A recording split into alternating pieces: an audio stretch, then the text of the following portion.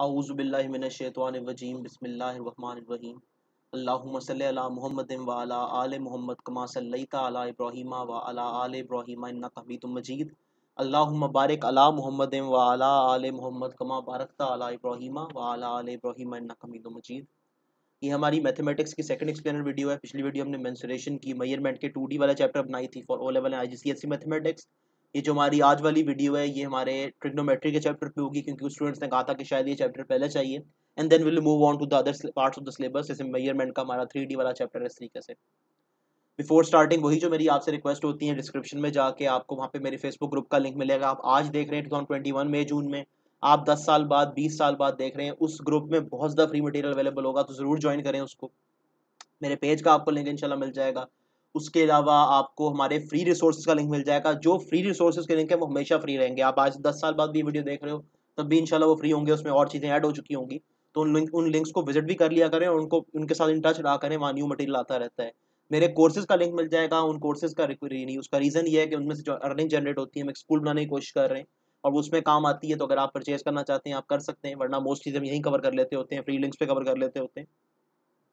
वो हम लोग मई जून 2021 के लिए तो ऑफर नहीं कर रहे, कभी बाद में आप देखें तो आपको वहाँ जरूर मिल जाएगा। जो हमारा ये स्टार्ट हो रहा है, नहीं इस वाले चैप्टर के स्टार्ट में कुछ चीज़ें मुझे पहले बतानी ज़रूरी हैं, ताकि इससे ना हमारे लिए उसको अंडरस्टैंड करना आसान हो कि हम क्या पढ़ रहे हैं। पहली चीज़ तो ये है कि आपके ट्राइंगल की 3 टाइप्स होती हैं, ठीक है। इन्हीं ट्राइंगल की बहुत सारी टाइप्स हैं डिफरेंट अंदाज देखते हुए। मेरी राइटिंग को यार थोड़ा सा अवॉइड करेंगे, मेरी राइटिंग इतनी खास नहीं है, मैं कोशिश करूंगा कि राइटिंग हमारी सही आती रहे, ठीक है। ट्राइंगल की 3 तरह की टाइप्स, जो एक तरह से अगर हम उसको इंटरप्रेट करते हैं तो उसमें हमारा पहली जो टाइप होती है वो एक्यूट एंगल ट्राइंगल होती है। एक्यूट एंगल, देखो ट्राइंगल में 3 एंगल्स हैं, ठीक है। जैसे आपको ये ट्राइंगल नजर आ रहा है ना, इसमें एक एंगल ये है, एक हमारा ये वाला एंगल बन रहा है, ठीक है, और एक एंगल ये है। जो एक्यूट एंगल ट्राइंगल होगा ना, उसके तीनों साइड्स जो होंगी, यानी तीनों एंगल्स जो होंगी, वो 90 से कम की होंगी। यानी अगर एक उसकी 60 की है, दूसरी 60 की है, तीसरी 60 की है, 180। एक किसी भी ट्राइंगल में टोटल एंगल्स 180 के होते हैं, तीनों मिला के 180 के होते हैं। तो अगर उसके तीनों एंगल फर्दन फर्दन अकेले अकेले जो है वो 90 से कम के हैं, तो वो एक एक्यूट एंगल ट्राइंगल है। एक ऑब्ट्यूज्ड एंगल ट्राइंगल जो होता है, उसमें एक एंगल 90 से बड़ा होता है और बाकी दो एंगल ऑब्वियसली जो है 90 से छोटे होंगे। ऑब्ट्यूज्ड एंगल ट्राइंगल में दो एंगल ऑब्ट्यूज नहीं हो सकते, इम्पॉसिबल बात है, ठीक है। तो एक एंगल 90 से बड़ा होगा, बाकी 90 से छोटे होंगे, 90 भी पॉसिबल नहीं है, ठीक है जी। और अगर आपका एक राइट एंगल ट्राइंगल है, जैसे मैंने आपके सामने इस वक्त बनाया हुआ है, हम जैसे इस पे काम करेंगे, तो उसमें एक एंगल 90 का होता है, जो कि इस वाली चीज है जो मैंने ये बॉक्स सा हाफ स्क्वायर सा बनाया है, इससे डिपेक्ट किया जाता है, ठीक है। ये 90 का एंगल है। जो हमारे बेसिक ट्रिग्नोमेट्रिक फंक्शन है ना, वो सारे रिवॉल्व करते हैं एक राइट एंगल ट्राइंगल के ऊपर, जिसमें एक 90 का एंगल है और बाकी दोनों एंगल्स जो है वो ऑब्वियस बात है 90 से छोटे हैं, यानी एक 90 बाकी 90 से छोटे एंगल दोनों, और टोटल 180 के। अब राइट एंगल ट्राइंगल में जो चीज आपने याद रखनी हुई है कि बेसिक आइडेंटिटीज अप्लाई इस पे होती हैं। आप साइन कॉस और टेन जो है, इसको किसी भी और तरह के ट्राइंगल पे डायरेक्टली अप्लाई नहीं कर सकते। आपको उसमें तरीके होते हैं उनको, यानी कि उस फॉर्म में लाने के, लेकिन ये अप्लाई डायरेक्टली सिर्फ राइट एंगल ट्राइंगल पे होंगी, ठीक है। एक चीज ये याद रखना, स्केलीन ट्राइंगल पे, आइसोसेलेस ट्राइंगल पे डायरेक्टली अप्लाई नहीं होती है, उसका तरीका होता है, हम उससे बात भी करेंगे अभी। दूसरी चीज जो मैं बताना चाहता हूँ स्टार्ट करने से पहले, किस देखो, आपके किसी भी एंगल के जो सामने वाली साइड होती है ना, जैसे आपका फर्ज करो ये वाला एंगल है, मैं वैसे आपको एंगल ये एक्सप्लेन करने बता रहा हूँ, तो उसके जो सामने वाली साइड है, ये वाली साइड है, ये उसकी कोरेस्पॉन्डिंग साइड होती है। जैसे ये वाला एंगल है, इसकी कोरेस्पॉन्डिंग साइड ये होगी, ये वाला हमारा एंगल है, इसकी कोरेस्पॉन्डिंग साइड ये होगी, ठीक है। अब जो बात समझने वाली ये है कि कोरेस्पॉन्डिंग साइड जो होती है एंगल की, हमेशा वही रहती है, उसके सामने वाली साइड उसकी कोरेस्पॉन्डिंग साइड होगी। किसी भी ट्राइंगल में, किसी भी राइट एंगल ट्राइंगल में बेसिकली, जो आपके 90 डिग्रीज की कोरेस्पॉन्डिंग साइड है, यानी 90 डिग्री के एंगल की कोरेस्पॉन्डिंग साइड है, वो हमेशा जो है हाइपोटेन्यूज कहलाएगी, ठीक है। हम उसको HYP लिख सकते हैं, ये चेंज नहीं होती। राइट एंगल के सामने वाली साइड हमेशा हाइपोटेन्यूज है। लेकिन किसी भी राइट एंगल ट्राइंगल में जो बाकी दो साइड्स हैं, इनको दो तरह के नाम दिए जाते हैं। कुछ टीचर्स जो होते हैं वो ऑपोजिट और एडजेसेंट करके पढ़ाते हैं, कुछ उसको हाइट और बेस करके पढ़ाते हैं। जो समझाने वाली बात है वो ये है कि हाइट और बेस, या हाइट जो आपका एडजेसेंट और वो है ऑपोजिट है, ये जो दोनों नाम है, ये रिलेटिव होते हैं कि आप बाकी दोनों में से किस एंगल के व्यू से देख रहे हो, ठीक है। यहाँ पे मैं आपको पहले एक बेसिक बात और क्लियर कर दूं कि एंगल जो होता है उसको हम कैपिटल लेटर से लिखते हैं। अगर ये ट्राइंगल फर्ज करो, इसमें इस एंगल का नाम ए था, इसका हमारा बी था, ठीक है, और इसका नाम सी था, तो इस ट्राइंगल में अगर हम फर्ज करो इस वाले एंगल की बात कर रहे हैं, जो हमारा ए वाला एंगल है, तो हम इसको बी ए सी भी लिख सकते हैं। हम इसको सी ए बी भी लिख सकते हैं, क्योंकि अमूमन जो मिडल वाला होता है जिसपे ये निशान बना होता है मैंने बनाया है, उस एंगल की बात हो रही होती है। अब जो मैं समझा रहा हूं इस बात को और से समझना, क्योंकि ये हर गलती की बेस है ट्रिग्नोमेट्री में, इसके अगर ये आती है तो गलती नहीं होगी इंशाल्लाह। फर्ज करो हम एंगल बी ए सी या सी ए बी, यानी हम इस वाले एंगल के परस्पेक्टिव से देखते हैं। हाइपोटेन्यूज वही रहेगा 90 के सामने वाला एंगल, यानी ये 90 था, इसके सामने वाला इसका जो कोरेस्पॉन्डिंग वो हमारे पास साइड है, हाइपोटेन्यूज वही रहेगी। लेकिन जब हम लोग एंगल बी ए सी यानी इस वाले एंगल के परस्पेक्टिव से देखेंगे तो हमारी ऑपोजिट साइड, या जिसको आपके टीचर्स कई बार हाइट कहते हैं, वो उसकी कोरेस्पॉन्डिंग साइड होती है। अगर हम एंगल ए के परस्पेक्टिव से देख रहे हैं तो हमारी ये जो साइड है, ये वाली साइड जो इसमें अभी बॉक्स बनाया है, ये साइड हमारी, जिसको हम लोग या तो ऑपोजिट बोलेंगे, एक तरीका ये, या हम इसको बोलेंगे हाइट। ठीक है, अब ये यानी इस बात को ज़हन में रखो, बट यही इसके यानी मसले का बेस है सारी। ठीक है, अगर हम एंगल इस ए वाले एंगल के परस्पेक्टिव से देख रहे हैं तो ये जो साथ वाली साइड है इसको या तो हम बोलेंगे एडजेसेंट या हम इसको बोलेंगे बेस। ठीक है, डिपेंड करता है कि आप कौन से अंदाज से पढ़ रहे हो। लेकिन ये याद रखना है कि ये वाली साइड एडजेसेंट, दूसरे वाली साइड जो मैंने उसकी ऑपोजिट की है, ये तब होगी जब हम एंगल ए के परस्पेक्टिव से देख रहे हैं। अब जो यहाँ पे समझने वाली बात है, पहले हम इसके ऊपर ना इनको अप्लाई करके देखते हैं। ठीक है, इन्हीं ट्रिग्नोमेट्रिक आइडेंटिटीज को, जो बेसिक आइडेंटिटीज हैं, पहले हम उसको इस पे अप्लाई करते हैं। पहले तो आइडेंटिटीज है क्या, जो आपका, एक्सक्यूज मी सॉरी, इसका ड्रॉ वाला क्लिक करना था, आई एम सॉरी। अच्छा, अब जो आपका साइन थीटा है, ठीक है, मेरी राइटिंग काफी पहले से बेहतर हो गई है, जैसे आपस की बात है। साइन थीटा जो होता है यानी साइन एंगल, ठीक है, अगर आप यानी किसी भी एंगल के देख रहे हो, पहले उसका ये समझो कि उसका फॉर्मूला क्या है। एक अंदाज है फॉर्मूले का कहने का कि आप कह लो opposite side over hypotenuse side. ठीक है, एक ये अंदाज है। और दूसरा अंदाज इसको कहने का ये है कि आपसे कह दो जो हाइट वाली साइड है वो ओवर हाइपोटेन्यूस साइड। ठीक है, ये दोनों तरीके उसको आप कह सकते हो, कोई मसला नहीं है। इस तरह जो आपका कॉस थीटा होता है, थोड़ा सा इसको नीचे कर लें, इसकी बेसिक डेफिनेशन क्या है, यानी कॉस थीटा की, कॉस एंगल की, बेसिकली थीटा का मतलब होता है वो एंगल। ठीक है, थीटा रिप्रेजेंट्स द एंगल। इसको अगर आप एक अंदाज से कहना चाहो तो आप कह सकते हो एडजेसेंट ओवर हाइपोटेन्यूस, क्योंकि हाइपोटेन्यूस में बताया कि सेम रहता है। या आप इसको कह सकते हो बेस ओवर हाइपोटेन्यूस। ठीक है, दोनों बातें सही हैं, एक अंदाज वो है कहने का, एक अंदाज वो है कहने का। तीसरा जो हमारे पास आती है आइडेंटिटी वो है टेन थीटा। ठीक है, टेन थीटा होता है हमारा opposite side over adjacent side. ठीक है, या हम उसको कह सकते हैं कि हमारी हाइट वाली साइड ओवर हमारी बेस वाली साइड। अब जो मैंने आपको बात समझाई थी उस पर गौर करना, ये तो फॉर्मूला तो यही रहेंगे, लेकिन ऑपोजिट साइड कौन सी है और एडजेसेंट साइड कौन सी है, या हाइट कौन सी है और बेस कौन सी है, ये डिसाइड होगा उस एंगल पे जिसको आप कंसीडर कर रहे हो। अब हम नीचे आते हैं, इसको यानी कि समझते हैं। देखना, फर्ज करो ये हमारा 90 का एंगल आ गया, हाइपोटेन्यूस तो यही वाला होगा, पक्की बात है। ठीक है, क्योंकि 90 के सामने वाला वो है।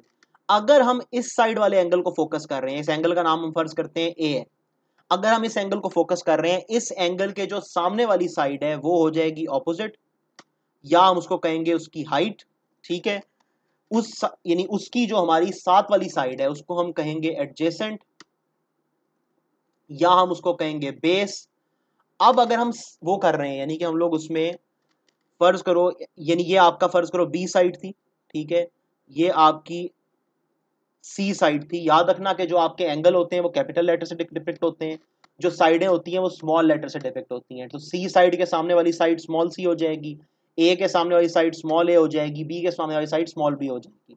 अब अगर हम एंगल ए को कंसीडर कर रहे हैं, यानी हम साइन ले रहे हैं एंगल ए का, तो इस केस में एंगल ए के हिसाब से जो साइड ए है वो ऑपोजिट है, या हाइट है, और हाइपोटेन्यूस साइड सी है। जो हमारा, अगर हम यानी कि वो ले रहे हैं, क्या नाम है, हम लोग कॉस ले रहे हैं, कॉस का फॉर्मूला होता है एडजेसेंट ओवर हाइपोटेन्यूस या फिर बेस ओवर हाइपोटेन्यूस। तो साइड, अगर हम एंगल ए लेंगे, एंगल ए के साइड उसके हिसाब से जो साथ वाली साइड है उसकी, यानी कि जो उसके साथ टच हो रही है साइड, उसके सामने वाली साइड नहीं, उसकी कोरेस्पॉन्डिंग साइड नहीं, जो साइड उससे टच हो रही है वो आपकी हो जाएगी, यानी ये वाली साइड बेसिकली जिसकी मैं बात कर रहा हूँ, ये साइड हमारी हो जाएगी इसकी एडजेसेंट या इसकी बेस ओवर हाइपोटेन्यूस, हमारे पास हो जाएगा सी। और अगर हम इसमें tan लेंगे तो उसका मतलब है ऑपोजिट ओवर एडजेसेंट, यानी कॉरेस्पॉन्डिंग साइड और ओवर साथ वाली साइड, या हम कह सकते हैं हाइट ओवर बेस। तो tan ऑफ ए जो है, cos ये हमने ए लिया है, ठीक है, जो हमारा tan ऑफ ए है, अगर हम एंगल ए को कंसीडर कर रहे हैं तो हमारा tan जो है वो हो जाएगा ऑपोजिट, हमारे पास ए साइड है, और हमारे पास जो उसकी हाइपोटेन्यूज सॉरी हमारे पास जो उसकी एडजेसेंट साइड है वो हमारे पास बी साइड है। अब यहां पे आता है ट्विस्ट वाली बात, जहां से बात चेंज होती है, जो मैं आपको असल में समझाना चाह रहा हूं, जिस चीज की वजह से इश्यू आएगा। यही अगर हम एंगल बी कंसीडर कर रहे होते, यही अगर हम इस एंगल के परस्पेक्टिव से देख रहे थे, वो और समझना मैं बात जो करना चाह रहा हूं। पहले मैं इसको इरेज करता हूं ताकि कंफ्यूजन ना हो। पहले हम इसको ना यानी कि वो उसको डिवाइड करते हैं उसके अंदर, कि अगर हम एंगल बी को देख रहे हैं तो ऑपोजिट क्या होगा, एडजेसेंट क्या होगा, हमारी कौन सी साइड क्या चीज होगी, ठीक है। इस चीज को समझना जरूरी है, इसको नहीं समझोगे बहुत मुश्किल हो जाती है, क्योंकि इस पे ही सारा आपका डिफरेंशिएशन जो है वो कर रही होती है, डिपेंड कर रही होती है। जब भी ट्राइंगल आए, अगर आप न्यू भी हो, अभी आप सीख रहे हो, तो इस तरह करोगे, आसानी हो जाएगी। अब फर्ज करते हैं हम लोग एंगल बी के परस्पेक्टिव से देख रहे हैं, इसको हम लोग एंगल ए बी सी भी कह सकते हैं, इसको हम एंगल सी बी ए भी कह सकते हैं। दोनों में जो मिडल वाला वो होता है वो एंगल है आपका, ठीक है। आपके सी साइड जो है, जो कि इस ट्राइंगल में जो सी साइड है, इस ट्राइंगल में जो हमारे राइट एंगल है, उसके सामने वाला हमारा हो जाएगा सी। यही हमारा हाइपोटेन्यूज रहेगा, क्योंकि मैंने आपको बताया कि हाइपोटेन्यूज चेंज नहीं होता। लेकिन अब हम बी वाले एंगल से कंसीडर कर रहे हैं, अब हम इस वाले एंगल के परस्पेक्टिव से देख रहे हैं। इस एंगल की जो कॉरेस्पॉन्डिंग साइड है, यानी कि ये वाली हमारी साइड है, ये बन जाएगी ऑपोजिट, या ये बन जाएगी हमारी हाइट, ठीक है। और जो इसके साथ वाली साइड है, यानी कि दूसरे एंगल की और जो हमारी कॉरेस्पॉन्डिंग साइड है, ये जो ए वाली साइड है, ये बन जाएगी हमारी एडजेसेंट, या ये बन जाएगी हमारी बेस। अब सारे फॉर्मूला चेंज होंगे, गौर करना, ठीक है।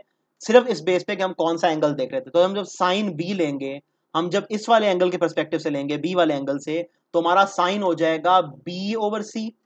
हमारा कॉस जो है वो हो जाएगा, कॉस जो बी है हमारा एंगल बी का, वो हमारा हो जाएगा ए ओवर सी। और हमारा जो टेन है वो हो जाएगा, टेन बी जो है हमारा वो हो जाएगा बी ओवर ए, ठीक है। अब मैं लिख रहा हूं पिछले वाले हमने ए के परस्पेक्टिव देखे थे, साइन ए के परस्पेक्टिव से आप याद करो तो हमारा वो था ए ओवर सी। कॉस हमारा था साइन ए के परस्पेक्टिव से बी ओवर सी, क्योंकि एडजेसेंट ओवर उसका वो हो गया था हाइपोटेन्यूज। और हमारा जो टेन था ए के परस्पेक्टिव से वो था ए ओवर बी, ठीक है। ये वो चीज है कि किस एंगल के परस्पेक्टिव से देख रहे हो। इस चीज को अगर नहीं समझते तो that would be the reason कि ट्रिग्नोमेट्री के क्वेश्चन खराब होंगे। ये चीज जेन में रखनी है, अगर इस चीज को जेन में रखोगे, trigonometry questions are not an issue, कभी इशू नहीं आएगा उनके अंदर, इंशाल्लाह इंशाल्लाह। अब आ जाता है कि अगर आपको, यानी कि अभी ना हम जब क्वेश्चंस करेंगे तो हम इसको इन डिटेल में भी करेंगे, लेकिन यहाँ जो बात समझाने वाली है, अगर आपको साइडें दी हुई हैं, आपने एंगल निकालना है, यानी अगर आपको फर्ज करो उसने वो दिया हुआ है, आपके पास एंगल मौजूद है, ठीक है, आपके पास कोई दोनों साइडें मौजूद हैं, आप साइन की वैल्यू निकाल सकते हो, ठीक है जी। यानी अगर इस मकसद ये है कि अगर आपको एंगल की वैल्यू दी हुई है, आप साइन ए पुट करो, आपके पास उसकी वैल्यू आ जाएगी। अगर आपको एंगल फाइंड आउट करना है तो आप साइन कॉस टेन का इनवर्स भी ले सकते हो। वो ये होता है कि इसी इक्वेशंस के अंदर फर्ज करो आपने एंगल ए फाइंड करना है, आपको साइडों की लेंथ दी हुई है, एग्जांपल दे रहा हूं, जैसे हमारे पास फर्ज करो हाइपोटेन्यूज की लेंथ दी हुई है 5, एग्जांपल दे रहा हूं सिर्फ। हमारे पास ऑपोजिट की जो लेंथ है वो हम एंगल ए के परस्पेक्टिव से बात कर रहे हैं, जो हमारा ऑपोजिट होगा उसकी हमें लेंथ दी हुई है, फर्ज कर लेते हैं 6, एग्जांपल दे रहा हूं, ठीक है। फिर वही बात है, हमारे पास जो ऑपोजिट ओवर हाइपोटेन्यूज है, यानी कि साइन ए का हमारे पास हो गया ए ओवर सी, हमें उसकी वो दी हुई है, हम उसको ए लिख के आगे साइन का इनवर्स ले लेंगे, ये आपके कैलकुलेटर में इसकी वो होती है, यानी कैलकुलेटर में इसकी जगह होती है साइन इनवर्स लेने की। तो साइन इनवर्स हमारा बेसिकली हो जाएगा sine inverse of A over C ले लेंगे आप। आगे आपकी वही बात है कि इसमें आप वैल्यूज पुट कर लोगे, ठीक है। मैं इसको यहाँ पे थोड़ी सी जगह साफ करके यही लिख देता हूँ कि हमारे पास ना उसमें वो, यानी कि फॉलो करने में आसानी हो, जो बात मैं समझाना चाह रहा हूँ। ये देखो जी, अब हम लोग इसको यानी कि जो हमारा वैल्यूज दी हुई है हम उनको पुट करेंगे, ठीक है। हमारा ए एंगल जो है उसको निकालने के लिए साइन -1 ऑफ, हमारे पास ए की वैल्यू 6 है, हमारे पास सी की वैल्यू 5 है, ठीक है। और हम इसको कैलकुलेटर में पुट करके निकाल सकते हैं। यही अगर आपको एंगल दिया होगा तो आप साइडें निकाल सकते हो। तो सिंपल आगे अलजबरा है, यानी उसके बाद तो सिंपल अलजबरा है ना, कि उसको इक्वेशन की एक साइड पे कैसे लेके जाना है, इक्वेशन की दूसरी साइड पे कैसे लेके जाना है, वो अलजबरा वाली बात है। असल बात थी ये समझना कि आपने वैल्यूज को आइडेंटिफाई किस तरह करना है। अगर ये चीज गलत नहीं करते ना, इंशाल्लाह कभी भी आपके इनके क्वेश्चन में गलती नहीं होगी। और अगर ये आइडेंटिफाई नहीं करते, हर बार गलती होगी, जेहन में रखना है। अब आ जाता है हमारा आइसोसेलेस ट्रायंगल। देखो आइसोसेलेस ट्रायंगल में मैंने आपको लास्ट टाइम बताया था कि अगर इसमें जो आप मिड से लाइन खींचते हो ना आइसोसेलेस ट्रायंगल के अंदर, दोनों इक्वल साइड से, मेरी लाइन थोड़ी सी डांस कर रही है, I am really sorry for that. तो ये परपेंडिकुलर भी होती है और बाइसेक्टर भी होती है, यानी इक्वली उसको डिवाइड भी कर रही होती है दो हिस्सों में ईच वाली लाइन को, और ये 90 का एंगल भी बना रही होती है। तो इसमें दो हमारे पास राइट एंगल ट्रायंगल बन जाते हैं। समझाने वाली बेसिक बात बस ये थी, ठीक है, कि दो राइट एंगल आइसोसेलेस ट्रायंगल के अंदर हम उसको मिड से लाइन खींचते हैं, तो हमारे पास जो है दो हमारे पास इक्वल जो है राइट एंगल ट्रायंगल बन जाते हैं। ये हमारी उसमें जो है परपेंडिकुलर, यानी कि वो लाइन आ रही है। अगर आप इस वाले एंगल को देख रहे हो तो ये हाइपोटेन्यूज हो जाएगा, इस वाले साइड के एंगल देख रहे हो ये हाइपोटेन्यूज हो जाएगा। इन एंगल्स की बेस पे, ठीक है, आपके जो है ऑपोजिट वाला लेंथ वाला बन जाएंगी, इसके परस्पेक्टिव देखो तो ये वाली लेंथ बन जाएंगी। कोई इतनी डिफिकल्ट फिलॉसफी नहीं है, लेकिन बात समझाने वाली ये थी कि आप आइसोसेलेस ट्रायंगल को दो राइट एंगल ट्रायंगल में डिवाइड कर सकते हैं। अब आ जाता है वो चीज जिसकी वजह से बहुत स्टूडेंट्स कंफ्यूज होते हैं, and it's one of the easiest things. चीज क्या है? Angle of elevation and depression. देखो एंगल ऑफ एलिवेशन बेसिकली ये होता है, अगर मैं ग्राउंड लेवल पे खड़ा हूं ना, यानी या तो आप यहां से देखोगे, ठीक है, या आप यहां से देखोगे। अब जो समझाने वाली बात है, आप फर्ज करो कि आप यहां पे खड़े हुए हो, ठीक है, इस पॉइंट पे। ये जो ये वाली लाइन है ना, ये आपका आई लेवल है। आई लेवल का मतलब ये है कि आप जो सीधा देख रहे हो ये वो लाइन है। नीचे इस पॉइंट तक देखने के लिए, इस वाले पॉइंट तक देखने के लिए जितनी आपको नजर नीची करनी पड़ेगी, यूं झुकना पड़ेगा, ये एंगल ऑफ डिप्रेशन है। तो एंगल ऑफ डिप्रेशन हमेशा आउटसाइड एंगल होता है, ये वाला एंगल। एंगल ऑफ डिप्रेशन कभी भी अंदर वाला एंगल नहीं होता। एंगल ऑफ एलिवेशन क्या है? आप यहां खड़े हो, ठीक है, ये आपका ग्राउंड लेवल है। ये जो लाइन है ना, ये जो लाइन जा रही है, ये सारी लाइन जो हमारे पास जा रही है, यानी अंदर वाली लाइन जो थी, ये आपका आई लेवल है। आपको यहां से इस पॉइंट पे देखने के लिए जो अपनी नजर ऊंची करनी पड़ रही है, वो आपका एलिवेशन का एंगल है। आप नजर यहां से तो ऊंची, यानी यूं तो ऊंची नहीं करोगे ना, नजर तो यूं ऊंची की जाती है, ठीक है। तो इसीलिए जो एंगल ऑफ एलिवेशन होता है हमारा, जो समझाने वाली बात थी वो यहां ये है कि एंगल ऑफ एलिवेशन हमेशा इंटरनल एंगल होता है, अंदर वाला एंगल होता है। डिप्रेशन एंगल बाहर वाला एंगल होगा, जैसे मैंने ये बनाया है, ठीक है। एंगल ऑफ एलिवेशन हमेशा अंदर वाला एंगल होता है, क्योंकि नजर यूं ऊंची की जाती है, नजर यूं झुकाई जाती है, ठीक है। ये चीज समझनी है, आई लेवल से नजर यूं जाएगी, आई लेवल से नजर ऊपर यूं जाएगी। ये दोनों एंगल बराबर होते हैं। ये बाहर वाला एंगल, ठीक है, और ये अंदर वाला एंगल इक्वल है। ये एंगल प्रॉपर्टीज में आगे हम लोग इंशाल्लाह पढ़ेंगे कि जो हमारा जी एंगल्स होते हैं वो बराबर होते हैं। तो ये, और उसकी लॉजिकल रीजन ये है कि यहां से उस बंदे को भी ऊपर उतना ही देखना पड़ेगा, उतने ही एंगल पे, जितना यहां खड़े बंदे को आई लेवल से नीचे देखना पड़ेगा, एक दूसरे को स्पॉट करने के लिए। तो इसलिए ये आउटर एंगल और ये इनर एंगल जो होता है इक्वल होता है। एंगल ऑफ एलिवेशन डिप्रेशन, बस यही इशू आएगा जो समझाने वाली बात थी।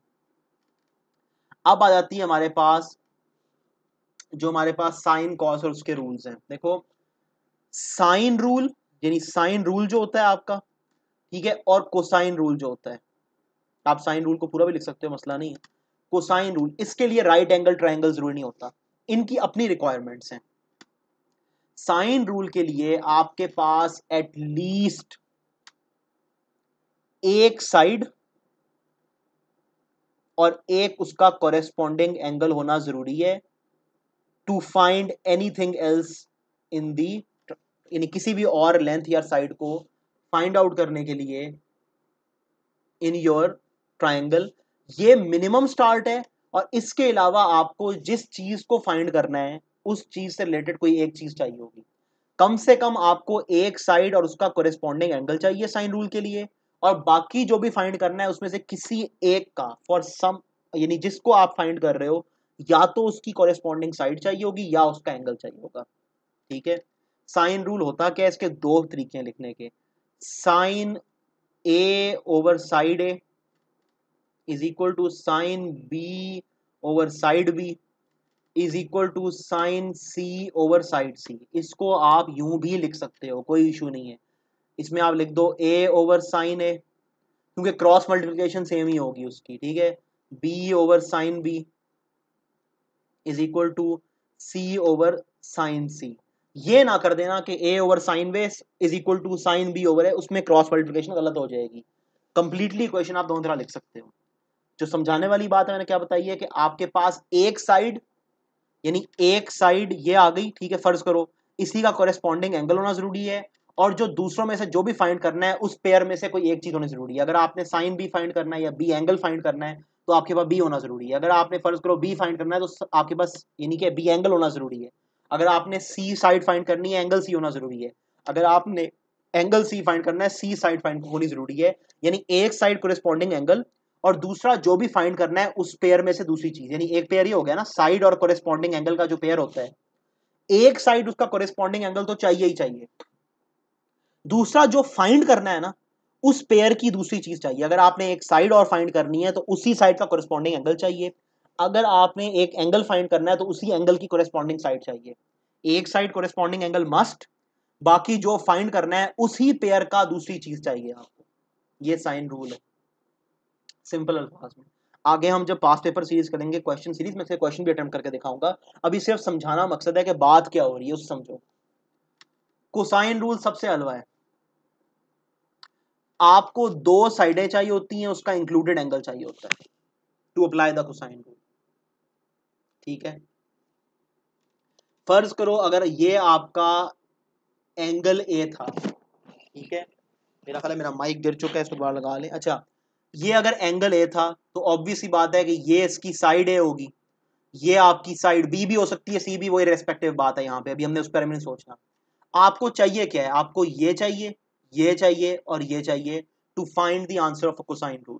कोसाइन रूल होता क्या है, जो हमारे पास साइड हमें, यानी जो साइड हमें ढूंढनी है, अगर आप उस साइड को फाइंड कर रहे हैं, हमें साइड अगर ए ढूंढनी है तो हमें उस साइड का कोरेस्पॉन्डिंग एंगल और उसके साथ वाली जो है दो साइडें चाहिए। यानी अगर हम साइड ए फाइंड कर रहे हैं तो उसका कोरेस्पॉन्डिंग एंगल और उसके साथ हमें दोनों जो उसकी, यानी कि उस एंगल की जो दो साइड्स वाली लेंथ है वो चाहिए। फर्ज करो हम लोग ये जो है हमारी, हम लोग अगर फर्ज करो ये हम लोग आ रहा है, यानी कि इसके अंदर, या यही ले लेते हैं, फर्ज करते हैं अगर हम लोग फर्ज करो हमें ये बी साइड हम इसको फाइंड कर रहे हैं, एग्जांपल दे रहा हूं, तो हमें एंगल बी और उसकी जो दोनों इर्द गिर्द वाली साइड्स हैं यानी ए और सी, ये हमें चाहिए होंगी। दो साइड्स यानी कि ए सी और इंक्लूडेड एंगल ये चाहिए कोसाइन रूल को अप्लाई करने के लिए फॉर अ मिसिंग साइड। तो हमारे पास अगर हम फर्ज करो इस वाली के अंदर, थोड़ा सा यहाँ पे जगह क्लियर कर लें ताकि हम इसको क्लियरली लिख पाए, तो समझाने वाली बात है इसको। एक मिनट, यहाँ पे ये क्लियर हो गया, ये क्लियर हो गया, ये क्लियर हो गया, ये क्लियर हो गया, ये क्लियर हो गया, ठीक है। दोबारा इसको लिख लेते हैं, बल्कि हम पहले इस वाले ट्राइंगल से शुरू करते हैं ताकि जगह नीचे बच जाए। अब फर्ज करो हमने इसके अंदर ये वाली साइड ए फाइंड करनी है, एग्जाम्पल दे रहा हूं, तो हमें क्या चाहिए, उसका कोरेस्पॉन्डिंग एंगल, ठीक है, और उसके साथ वाली दो साइडें बी और सी, ठीक है। सी और बी भी हो सकती है, यहां बतानी कि बाकी दो एंगल कौन से हैं, लेकिन दो साइड्स और included angle for the other side. अब इसका फॉर्मूला क्या होगा, जो चीज नहीं पता उसका स्क्वायर इज इक्वल टू बाकी दो साइड्स का स्क्वायर, ठीक है, -2 इंटू एक साइड इंटू दूसरी साइड जो पता है, ठीक है, into cos of the angle, ठीक है। यही हमें अगर फर्ज करो हम लोग इसमें से हमें हमारे पास यानी कि ये एंगल दिया हुआ है, ठीक है, हमारे पास ए और सी साइड है और हमने जो है बी साइड ढूंढनी है, तो क्या हो जाएगा, B square is equal to A square plus C square -2 into A C. अच्छा, राइटिंग वो करके ना मोटी करके राइटिंग फिर बेहतर आ रही है, कॉस ऑफ बी। फर्ज करो हमें ये वाला एंगल दिया हुआ है, सी एंगल दिया हुआ है, हमारे पास बी और ए साइड है, हमने सी साइड फाइंड करनी है, तो हमारे पास हो जाएगा C square is equal to A square plus B square -2 into A B cos of C, ठीक है। बाकी वैल्यू पुट करना आसान काम है, इसमें सिर्फ फॉर्मूला, फॉर्मूला समझ आना चाहिए, दो side included angle for the corresponding side of that angle. एक एंगल की अगर आपने कॉरेस्पॉन्डिंग साइड फाइंड करनी है तो उस एंगल की आपको वैल्यू पता होनी चाहिए और उसके साथ वाली दो साइडों की आपको जो है वैल्यू पता होनी चाहिए, उसकी साथ वाली दो side included angle for the corresponding side. इस फॉर्मूले को आप शफल भी कर सकते हो। अगर आपको बाकी चीजें दी हुई है तो शफल करके इसमें से आप मिसिंग एंगल भी निकाल सकते हो। कॉस ए को साइड पे कर दो, बाकी सारी इक्वेशन एक साइड ले जाओ, इस तरह आप जो है मिसिंग एंगल भी निकाल सकते हो। लेकिन फॉर्मूला समझना जरूरी है, फॉर्मूला बनता किस तरह है, उसमें किस तरह आपने वैल्यूज इंसर्ट करनी होती है। ये जो उसकी नेमल बदल है उसको चेंज करने वाली बातें हम जब पास पेपर सीरीज करेंगे इंशाल्लाह अभी, तो उसमें आपको जो क्वेश्चन सॉल्व करके दिखाऊंगा वहां आपको क्लियर हो जाएगा किस तरह हमने यानी कि फॉर एल्जेब्रिक पर्पसेस इसको फॉर्मूले को शिफ्ट करना होता है। यहाँ बात है कि उसमें आपने वैल्यू पुट किस तरह करनी है। अब ये इतनी सारी शेप बनाने की रीजन क्या है, कोई भी शेप का ट्राइंगल हो, जब तक वो ट्राइंगल है और दो साइड इंक्लूडेड एंगल दिया हुआ है, you can apply cosine rule. अच्छा, कोसाइन रूल का पेपर वन में बड़ा मजेदार क्वेश्चन आता है, पेपर वन में ओ लेवल्स, नो कैलकुलेटर, वो आपको कैलकुलेटर अलाउड नहीं है, आप कोसाइन की वैल्यू फाइंड नहीं कर सकते, ठीक है, आप कॉस इनवर्स की वैल्यू फाइंड नहीं कर सकते। कॉस इनवर्स की वैल्यू फाइंड किए बगैर आप एक मिसिंग एंगल नहीं निकाल सकते। वो आपको कहता है कि यार ये बताओ फ्रॉम द गिवन इंफॉर्मेशन कि क्या ये एंगल ऑब्ट्यूस्ड है या क्या ये एंगल एक्यूट है। एक ट्राइंगल में एक ऑब्ट्यूस एंगल, याद है ना, इससे ज्यादा नहीं हो सकता, पॉसिबल नहीं है। अगर वो एंगल ऑब्ट्यूस होगा तो बस वही एक एंगल ऑब्ट्यूस होगा उस पूरे ट्राइंगल में, कोई और नहीं हो सकता। तरीका क्या है, ये बेसिकली थोड़ा सा एड मैथ्स की बात है, लेकिन ये मैथ्स में क्योंकि इसमें से पिछले 3-4 साल से इसके ऊपर क्वेश्चन 2-3 दफा आया हुआ है। आपकी अगर कॉस इनवर्स की यानी मैं आपको जो बात समझाना चाह रहा हूं, आपने पूरी इक्वेशन रीसेटल की, आपका फर्ज करो कॉस जो है ए रह गया एक साइड पे, ठीक है, और बाकी आपकी इक्वेशन जो थी, फर्ज करो हम लोग अगर ए के लिए फाइंड कर रहे हैं, इस इक्वेशन की मैं बात कर रहा हूं, ठीक है, हमने इसको रीसेट कर दिया इक्वेशन को, हमने इसको यानी कि रीशफल किया, हमारे पास हो जाएगा A square minus B square minus C square over minus 2b into C, ठीक है। हम इसको फर्दर वो कर देते हैं, हमारे पास हो जाएगा A angle is equal to cos inverse of जो ऊपर हमने सारा कुछ लिखा है, A square minus B square minus C square over minus 2b और इंटू सी, ठीक है। अगर आपकी इस सारे की वैल्यू विदाउट इवन कैलकुलेशन अगर ये नेगेटिव वैल्यू है, अभी कैलकुलेटर उठाओ अपना, ताकि आपको ये बात ना साथ साथ क्लियर हो जो मैं समझाना चाह रहा हूँ। ये ट्रिक्स होती हैं इस तरह की, कैलकुलेटर मुझे मेरा भी मिल जाए, अल्लाह करे कि मेरा कैलकुलेटर हमेशा सही टाइम पे कभी नहीं मिलता, ये उसकी बड़ी खसूसियत है, कभी सही टाइम पे मेरा कैलकुलेटर आज तक नहीं मिला, लेकिन let's find it out, the search begins. Calculator मैंने कहीं ना कहीं फेंका तो होगा, चले खैर, इररिस्पेक्टिव ऑफ दैट, अगर आपके कॉस की वैल्यू, कॉस इनवर्स के अंदर जो चीज है, कॉस इनवर्स के अंदर जो भी चीज है, अगर वो नेगेटिव है, यानी ये सारा पार्ट जो मैंने यहाँ पे वो किया था, वेयर इज माय वो,